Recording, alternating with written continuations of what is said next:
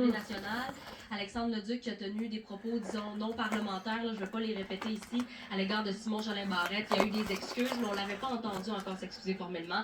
Il vient de le faire. Essayez pas de briser votre petit cadeau, les petits mignous, là. On est en fin de session parlementaire. Il y a des grèves, il y a des projets de loi. Essayez de briser votre cadeau. Essayez d'avoir vos bébelles. Les petits bébelles à minou, ça.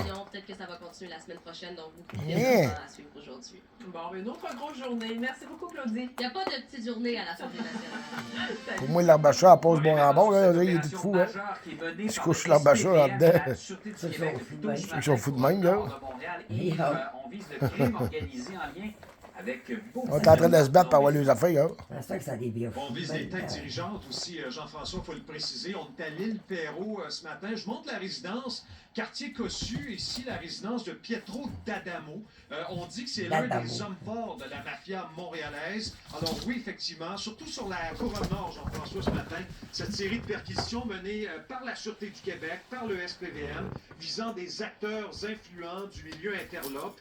Et ça, Jean-François, ça va vous intéresser, cette information-là. On pense effectivement que c'est Frédéric Silva, l'ancien tueur à gages qui aurait décidé de retourner sa veste l'été dernier, de devenir délateur. Alors probablement que Silva a révélé aux policiers, aux enquêteurs, diverses informations en lien avec ces meurtres non résolus. Et là, vous allez voir des images à l'écran, parce qu'on amasse de la preuve dans des dossiers des meurtres, et je vous nomme les gens qui ont été tués à l'époque, d'innocentes victimes. On parle notamment de Lida Fon, de Domenico Faccini et de Nicolas Lavoie-Cloutier. Par exemple, Madame Fon, une mère de famille de 32 ans, criblée de balles à Laval il y a à peu près 10 ans.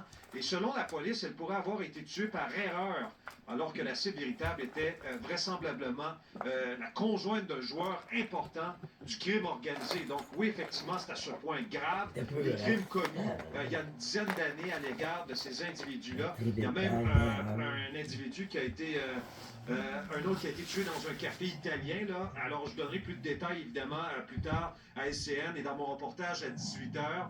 Mais quand même, la police qui débarque chez de grosses pointures du crime organisé, notamment ici, à l'île Perrot, ce matin. On va faire les autres adresses, notamment à Laval. On va se déplacer dans les prochaines minutes. Jean-François, et on pourra s'en parler tantôt à l'émission de Mario Dumont. Oui, justement, juste pour préciser, là, on parle vraiment de perquisition, pas encore d'arrestation, hein?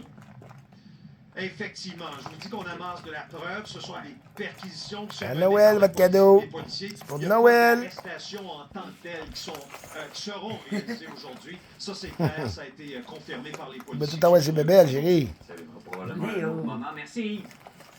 Au revoir. À plus tard.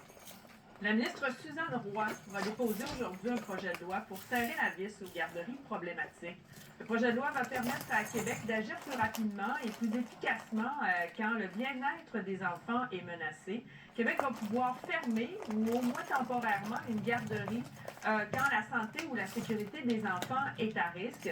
Ça pourrait être pour des raisons sanitaires ou encore en raison du comportement des employés. Le gouvernement va aussi se donner le droit de suspendre ou de congédier un employé qui aurait commis des gestes graves envers des enfants.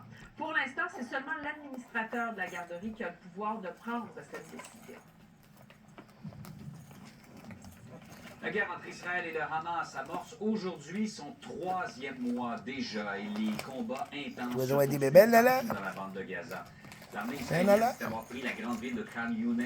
Des témoins aux agences de presse que les blindés sont maintenant dans le centre-ville.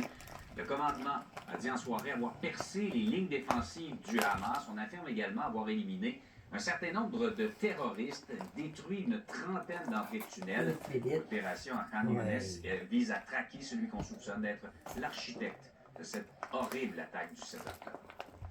Et la situation humanitaire, elle est de plus en plus catastrophique dans la bande de Gaza. Il est fou, Léo. L'espoir, toutefois, c'est que le gouvernement israélien a approuvé en fin de journée une livraison Je vais tout avoir son cadeau, gars, j'ai.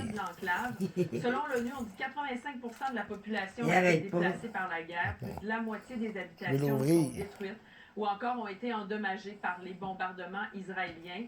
L'ONU juge pour l'instant impossible de mettre en place des zones sécurisées pour accueillir les réfugiés.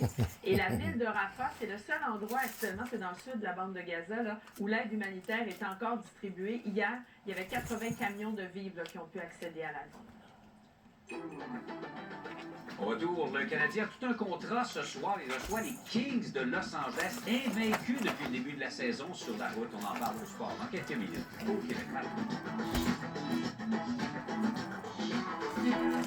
J'ai pu pris ça chez Maxime, moi. Ah, cool. C'est correct, mamie? Oui, ça va. Il fait là.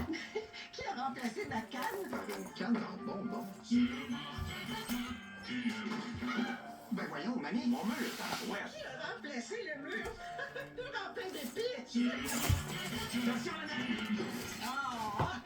Puis qui a éteint les lumières? J'ai trouvé vraiment tout chez Maxime.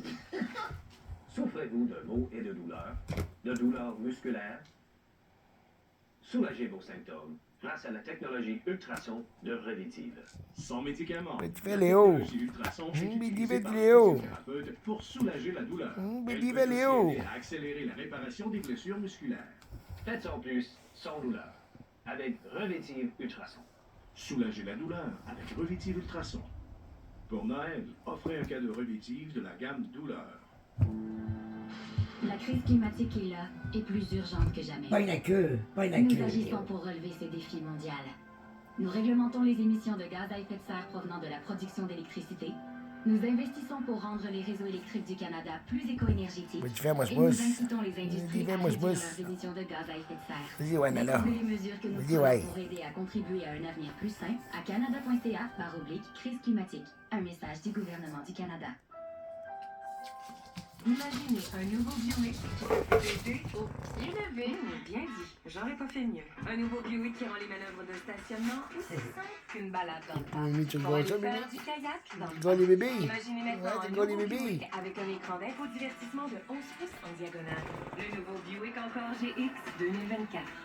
Louez l'Encore GX à un taux de 6,9% pendant 24 mois et obtenez $200 de rabais sur un ensemble de pneus d'hiver Pirelli I0 asymétricaux. Le marteau aux ailes, ça va faire ses fort. Personne ne s'en marche bien.